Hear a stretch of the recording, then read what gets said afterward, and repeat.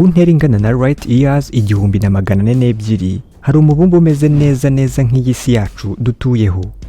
Uyu mubumbe witwa Kepler-452b.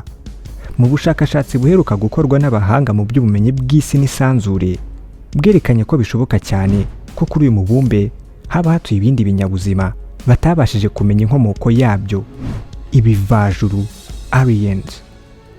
Ese ni iyihe mpamvu bashingiyeho bavuga ko aha hantu haba haba ibi biremwa ibivajuru aliens? Ese mu by'ukuri ni ibihe bintu bindi uyu mubumbe uhuje n'isi yacu dutuyeho?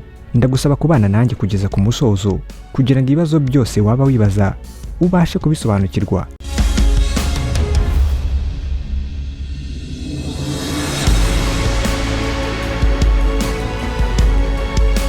Nongeye kuguha ikaze kandi ndagushimiye wowe wamaze gukanda buto y'umutuku yanditseho subscribe, kandi niba utarabikora bikora ubu kugira ngo uzajye ubasha kubona ibindi biganiro byacu mu bambere. Twari tukiri kuvuga kuri Kepler-452b n'uburyo bishoboka cyane ko uyu mubumbe waba ubaho ibivajuru.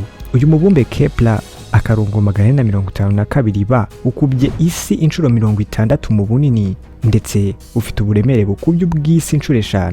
Uyu mubumbe Kepler-452b uzenguruka inyenyeri imeze nk'izuba ryacu neza. Iki nakwita izuba izenguruka cyitwa Kepler-452.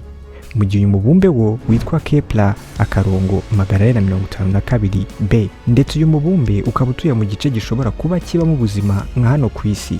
Bitewe n'igice uyu mubumbe uherereyemo bituma wakira ingano y'ubushyuhe ikubye inshuro 10 izo isi yakira.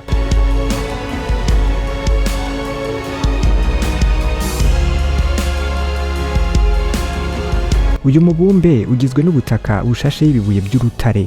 Ku makuru dukesha abahanga mu bijyanye n'ubumenyi bw'isi n'isanzure avuga ko bishoboka cyane ko uyu mubumbe waba ufite ikirere nk'icya hano ku isi, ukagira umubare munini w'imigezi n'inyanja nk'iza hano ku isi. Ndetse bitewe n'ibi byose maze kukubwira, abashakashatsi bashingiraho bakavuga ko bishoboka cyane ko haba ibindi binyabuzima bitazwi inkomoko, ibivajuru aliens, bitewe n'uko uyu mubumbe wujuje ibisabwa byose byatuma ikinyabuzima runaka kihanganira kubaho, kuko ufite inyenyeri umurikira kandi igatanga ubushyuhe imeze nk'izuba, ukagira inyanja n'imigezi itandukanye.